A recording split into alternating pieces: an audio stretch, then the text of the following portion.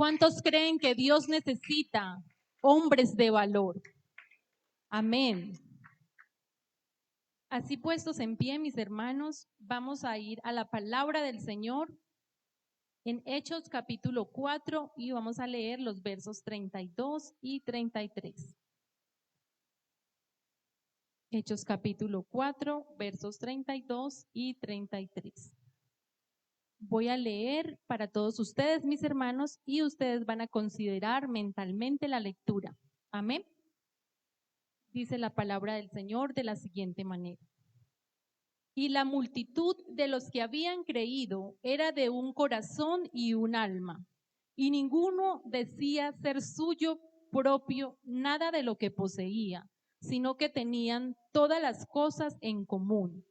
Y con gran poder los apóstoles daban testimonio de la resurrección del Señor Jesús, y abundante gracia era sobre todos ellos.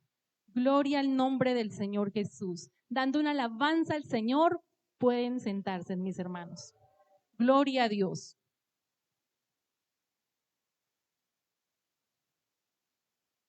Este pasaje que acabamos de leer nos deja ver cómo era la iglesia del Señor en aquellos tiempos donde la iglesia apenas y comenzaba. Y es que la iglesia primitiva se caracterizó por permanecer unánimes en un solo sentir. También así, el texto nos lo dice de manera explícita en el versículo 32. Dice que la multitud de los que habían creído, es decir, los creyentes, eran de un corazón y un alma. Qué bonito se escucha eso, mis hermanos. A mí eso me lleva a pensar de inmediato que la iglesia primitiva tenía bastante claro que todos juntos constituían una unidad. Y es que esa unidad es nada más y nada menos que el cuerpo de Jesucristo, del cual él mismo es cabeza. ¿Cuántos dicen amén? Gloria al nombre del Señor Jesús. Estos creyentes de la iglesia primitiva tenían claro en quién habían creído. Y es que ellos no creyeron en ningún Dios pequeñito. Ellos no creyeron en ningún Dios carente de poder y de autoridad, sino que ellos creyeron en uno que es el autor de la vida, uno que tiene todo poder y toda autoridad. ¿Cuántos lo creen?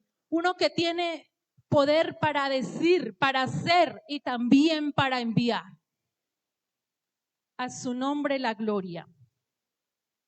Uno que allí en Mateo 28, versos 18 y 19, si me lo pueden proyectar, por favor,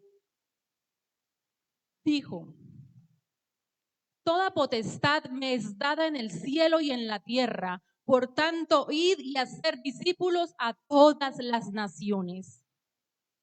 Esto dijo Jesús a sus 11 discípulos de aquel momento. Y ellos no tuvieron otra salida más que obedecer.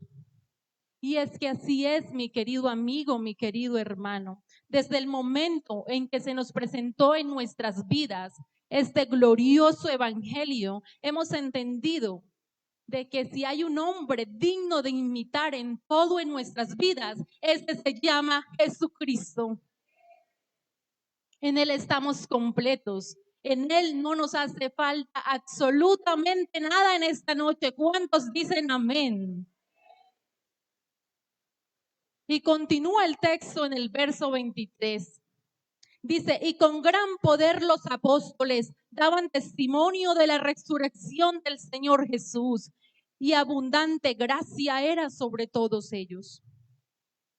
En este tiempo, mis hermanos, si bien y los apóstoles ya habían sido llenos con el poder del Espíritu Santo, y ese es el principal motor que nos mueve, que nos impulsa para servir al Señor en la predicación del Evangelio. Tampoco es un secreto que humanamente sentimos miedo y temor. La hermana Esmeralda lo predicaba en el culto misionero de jóvenes. ¿Quién ha dicho que pararse aquí es fácil? ¿Quién ha dicho que salir a la calle a evangelizar es fácil? ¿Quién ha dicho que hablarle a un amigo es fácil?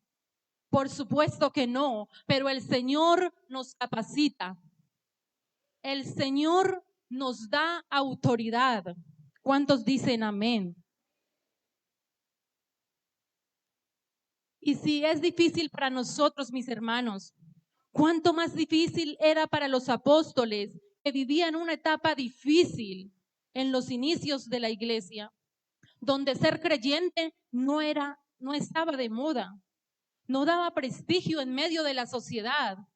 Por el contrario, esto significaba persecución, rechazo y en muchos casos perderlo todo, hasta la propia vida. Pero fue allí en medio de aquellos tiempos donde Dios levantó hombres y mujeres de valor. Hombres y mujeres dispuestos a predicar a Jesús sin importar las consecuencias. Y yo quiero hacer aquí un paréntesis. Y es que quiero hacer claridad que cuando la Biblia menciona la palabra hombre, no se refiere específicamente a un género como tal, sino que se está dirigiendo a hombres y también a mujeres. Es decir, que el lema que tenemos en esta noche es un lema incluyente, porque aquí están los varones, pero también estamos las mujeres. ¿Cuántos dicen amén? Y quiero retornar diciendo que sin duda alguna los apóstoles, sin excepción, todos fueron hombres de valor. Con esto quiero decir que fueron hombres valientes, osados y esforzados. Pero también quiero decir que ellos construyeron un legado poderoso para esta iglesia de hoy. De sus escritos, sus experiencias, nos alimentamos hoy en nuestra fe y en nuestro propósito. En esta noche yo quiero hablar de uno que les prometí al principio. ¿Quién recuerda quién es ese personaje? Ese personaje es Bernabé. Justo aparece en el verso número 36 del pasaje que acabamos de leer. Allí en Hechos capítulo 4, verso 36. Entonces, José, a quien los apóstoles pusieron por sobrenombre Bernabé, que traducido es hijo de consolación, levita natural de Chipre, como tenía una heredad, la vendió y trajo el precio y lo puso a los pies de los apóstoles. Este solo pasaje ya nos dice mucho de quién era Bernabé.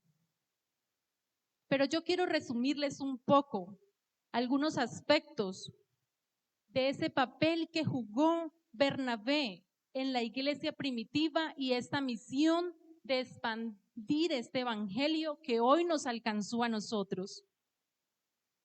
Su nombre original era José. Su tierra natal era la isla de Chipre. Y él era un judío del linaje levita. Por tanto, él conocía acerca de la ley y de los servicios en el templo. Fueron los apóstoles quienes le cambiaron el nombre a Bernabé, que significa hijo de consolación. También puede significar hijo de exhortación o hijo del ánimo. Este nombre no fue al azar, sino que seguramente es una descripción viva de su carácter.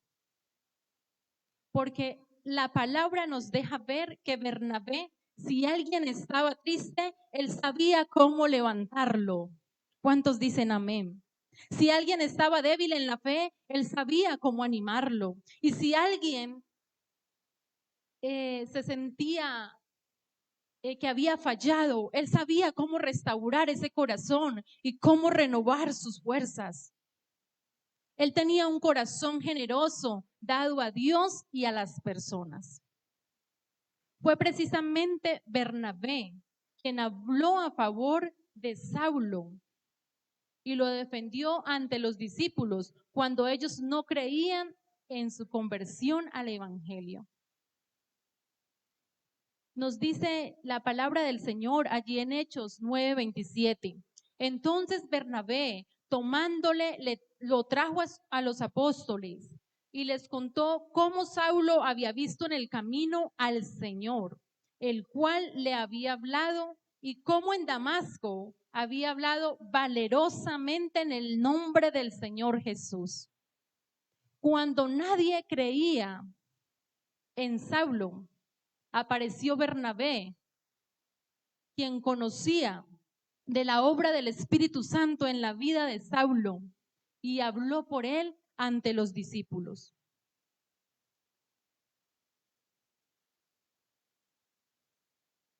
Después de un tiempo de servicio en la iglesia de Jerusalén, junto a los apóstoles, Bernabé fue elegido para ir a Antioquía, a cumplir con la misión de llevar el evangelio en aquel lugar.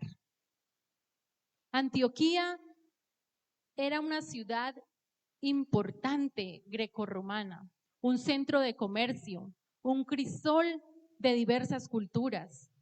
Por tanto, esto le representaba a Bernabé un gran desafío. Y aún así, él lo asumió con valentía y obediencia. Aunque Bernabé mostró ser un hombre de valor cuando aceptó ir a Antioquía, él pudo reconocer que necesitaba un compañero, un aliado, para poder llevar a cabo a esta misión. Y fue ahí donde él decide ir a Tarso a buscar a Saulo. Y le propone que vayan juntos a Antioquía para seguir edificando la iglesia del Señor en este lugar. Es allí donde nace una de las alianzas más poderosas de la iglesia de aquel primer siglo. Estuvieron juntos Bernabé y Saulo por espacio de un año. Y la iglesia del Señor se fortalecía en oración y ayuno. Y fue allí donde el Espíritu Santo habló y dijo: apartadme a Bernabé y a Saulo para la obra que los he llamado. Dios confirma que esta unión no era por estrategia humana, sino una estrategia celestial, un llamado del cielo. Allí en Antioquía se le llamó por primera vez cristianos a los seguidores de Cristo. ¿Cuántos damos una alabanza al Señor? Gloria a Dios. Bernabé y Saulo emprenden lo que en el libro de los Hechos se titula como el primer viaje misionero. Llevaron como ayudante también a Juan, quien tiene por sobrenombre Marcos y era sobrino de Bernabé. Ellos van hacia una ciudad llamada Pafos, en la región de Chipre, la tierra natal de Bernabé. Y allí sucede un evento bastante relevante que está en la Biblia. Y es que un procónsul llamado Sergio Paulo, gobernador de allí, de aquella ciudad, se convierte al evangelio. Y Pablo tiene que reprender al mago Elimas, quien se oponía a la predicación en aquel lugar. Es decir, que en ese viaje misionero, ellos veían la manifestación gloriosa del Señor, pero también enfrentaban obstáculos, también enfrentaban oposición. Gloria al nombre del Señor. Saliendo de Chipre, Bernabé y Pablo fueron a la región de Panfilia, que eso está ubicado en Asia Menor, y hoy lo conocemos como Turquía. Pero sucede que Juan Marcos, el sobrino de Bernabé, aborta la misión. Tal vez el cansancio, tal vez el temor a lo desconocido le jugaron en contra a aquel joven. Sin embargo, a pesar de esta situación que marcó un quiebre en el equipo misionero, tal vez con dolor, Bernabé y Pablo continuaron juntos con mucho ímpetu, predicando el evangelio del Señor. Continuaron su travesía por Iconio, por Listra y Derbe, experimentando grandes milagros, pero también intensas persecuciones. Esto nos deja ver que Bernabé juega un papel muy importante en las misiones de la iglesia primitiva. Él también tuvo parte allí en el concilio de Jerusalén, que se registra en Hechos capítulo 15, siendo un defensor de la doctrina de la salvación por gracia y no por obras. Y en el segundo viaje misionero, Pablo le propone a Bernabé volver a visitar las ciudades donde habían anunciado la palabra del Señor para saber cómo estaban. Bernabé estuvo de acuerdo, pero propuso llevar con ellos a su sobrino Juan Marcos, lo cual a Pablo no le pareció, ya que él les había abandonado, los había dejado solos en el primer viaje misionero. Pero fue allí donde Bernabé, a pesar de que no estaba de acuerdo con la posición de Pablo, él se encontraba en una encrucijada porque Juan Marcos no solamente era su compañero en las misiones, sino que también era su familiar. Pero Bernabé, siendo el hijo de la consolación, él decidió darle una segunda oportunidad a aquel joven, a Juan Marcos. Y entonces eso causó una ruptura y Pablo y Bernabé se separaron allí. Y pareciera ser que esto fue un fracaso para las misiones, pero no es así, porque el Señor es experto en hacer de los fracasos victorias, gloria al nombre del Señor. Fue allí donde en lugar de un equipo misionero surgieron dos equipos. Y entonces Pablo continuó predicando el evangelio junto a Silas y Bernabé regresó a Chipre con su sobrino Juan Marcos. Quiero concluir diciendo que Bernabé no hacía parte de los 12 discípulos originales, pero esto no le impidió que fuera un gran líder destacado en el crecimiento de la iglesia primitiva. En esta noche yo quiero hablarle a un hermano que quizás no hace parte de las listas de las directivas, que quizás no quedó como líder en ningún comité. Yo quiero decirle en el nombre del Señor Jesús que no es necesario que su nombre aparezca en esta lista, que usted puede ser un líder en las manos del Señor. Bernabé no llegó a escribir ninguna carta, ni fue protagonista de grandes milagros, pero su propia vida es un testimonio vivo de fe y valentía.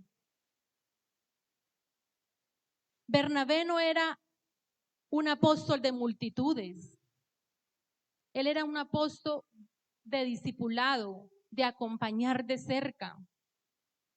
Él no solo restauró a un joven, sino que rescató un destino. Porque gracias a Bernabé, la iglesia primitiva tomó un rumbo diferente. Gracias a Bernabé, el apóstol Pablo llegó a ser el discípulo de las naciones. Sin Bernabé le hubiera costado quizás más tiempo. Sin Bernabé, quizás los discípulos no le hubieran aceptado.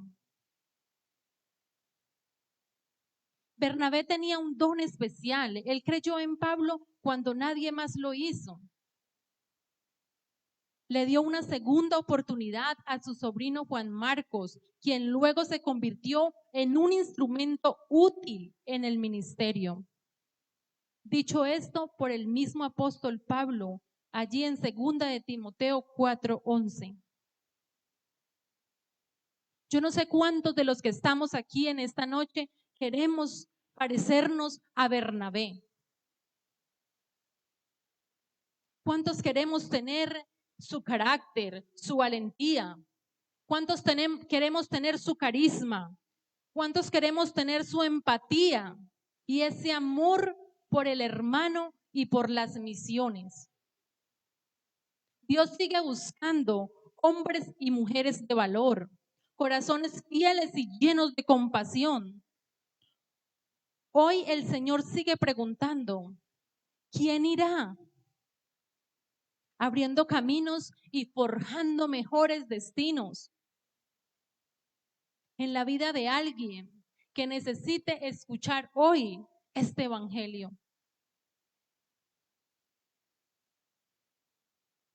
Bernabé no era un apóstol de llenar escenarios, no era un apóstol de buscar aplausos. Y aunque parece que su vida no es muy explícita en la Biblia, él cumplió con una misión muy importante y fue ser ese compañero de Pablo en las misiones, ese compañero fiel, fue ser ese mentor de Juan Marcos. Gracias a ese acompañamiento, Juan Marcos llegó a escribir uno de los 4 evangelios. Es decir, que Pablo no se equivocó en aquella decisión en darle una segunda oportunidad. Yo creo que Dios hoy espera de que nosotros también seamos ese hermano que le tiende la mano al hermano cuando cae. Porque para eso estamos ahí, para consolar, para levantar, para reconfortar. En el nombre del Señor Jesús. Nosotros no fuimos llamados a llenar escenarios. No fuimos llamados a ser los grandes líderes sobresalientes. No fuimos llamados a levantar multitudes, sino a levantar personas. Y eso es lo que hace la diferencia. Eso es lo que espera el Señor de nosotros.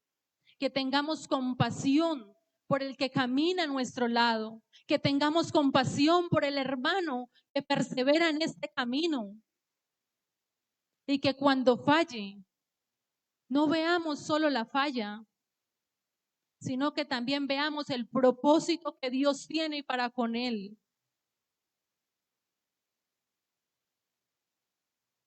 Y de esta manera cierro este mensaje en el nombre del Señor. Espero que haya sido de bendición para sus vidas, mis hermanos. Dios les bendiga.